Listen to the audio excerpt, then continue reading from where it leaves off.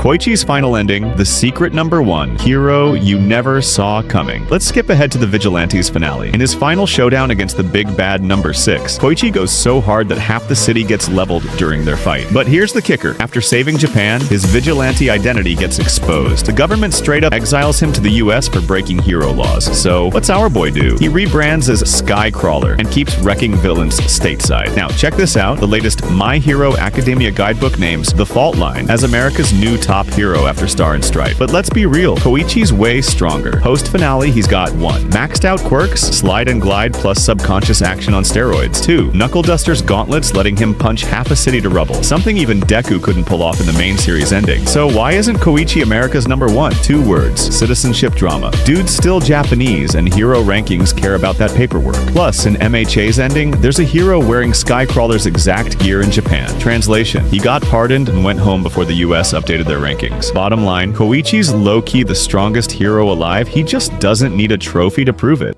What? Koichi got one for all. He might outshine Deku as the ultimate hero. When we first met Koichi, his gutsy, kind-hearted vibe totally gave us Deku flashbacks, and for good reason. The author straight up admitted Koichi was inspired by an early draft of Deku. Specifically, what if Deku never met All Might? So let's cook up this wild what if. Koichi meets All Might and inherits One for All. Here's why he'd break the power scale. First off, Koichi's base quirks are already cracked. Slide and glide, his signature move. Subconscious action, a future upgrade granting near 100% evasion. But his one weakness, 0 offensive power. One for All fixes that and turbocharges his existing skills. 1. Slide and glide plus gear shift. Imagine Koichi manipulating friction speed mid-slide. Dude would zip through cities like a hypersonic hockey puck. 2. Slide and glide plus black whip energy whips as makeshift limbs. Koichi could grind on air, walls, anything. No surface needed. 3. Subconscious action plus danger sense. Automatic danger detection plus auto dodging. BAM. He'd be literally untouchable. Final verdict? With One for All's 6 extra quirks synergizing with his evasion mastery, Koichi wouldn't just be strong, he'd be a god-tier hero. The latest Vigilantes chapter just blew our minds. The hero killer, Stain, that guy, actually appeared in Vigilantes way earlier than we thought. This chapter finally reveals what turned him into the hero-slaying monster we know. Let's rewind to 2 chapters ago. Remember that mysterious guy who saved Koichi during the crisis? Look closer at his weapons and fighting style. Something feels off, right? Surprise! That's the hero killer, Stain himself. But back then, he wasn't Stain yet. He went by the vigilante name Stendhal. Don't mistake him for a nice vigilante like Koichi though. Stendhal's justice was borderline villainous. His extreme obsession made him punish even the smallest sins. Forgot to tip after a meal? He'd slice you down without letting you explain. No excuses. So what pushed this already unhinged vigilante into full-blown hero-killing madness? The turning point was his showdown with Knuckle Duster. Here's the twist. Stendhal saw Knuckle Duster as his idol. In fact, Knuckle Duster's actions inspired him to become a vigilante. But Knuckle Duster didn't go easy on him. He shattered Stendhal's nose mid-fight and called him out. "You're no hero, just a masked killer who enjoys murder." That line flipped a switch. From that moment, Stain's targets shifted from villains to fake heroes. So, did he evolve or fall deeper into darkness?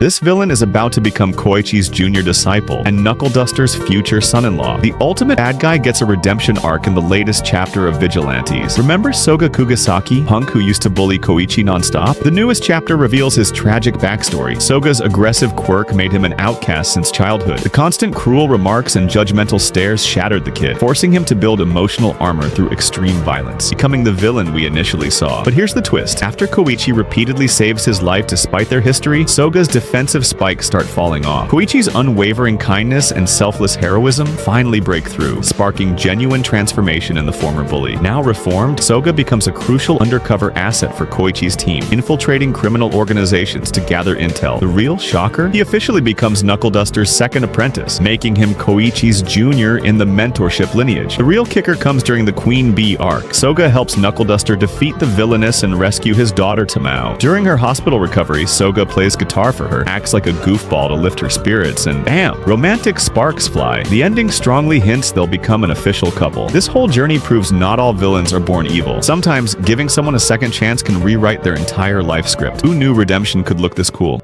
Knuckle Duster versus All Might, the ultimate teacher for Deku? 5 reasons why he'd crush it. Let's break down why Knuckle Duster would have been Deku's real MVP mentor. 1. Same struggle, same hustle. Knuckle Duster's quirkless, just like Deku. No flashy powers, just pure strategy and grit. He gets what it's like to fight without a quirk. That connection? Game changer. 2. Brainiac Team Up. Deku's a hero encyclopedia. He studies how heroes win. Knuckle Duster's a villain analyst. He knows how villains lose. Together, they'd be the ultimate battle calculator. 3. Brute Force Masterclass. Knuckle Duster punched a trigger-boosted villain into next week with his bare hands. No quirk, no problem. Deku with that level of raw power? Scary. 4. Teaching Genius. Remember Koichi? Dude went from using his slide and glide quirk like a scooter to becoming a sky-high combat beast under Knuckle Duster.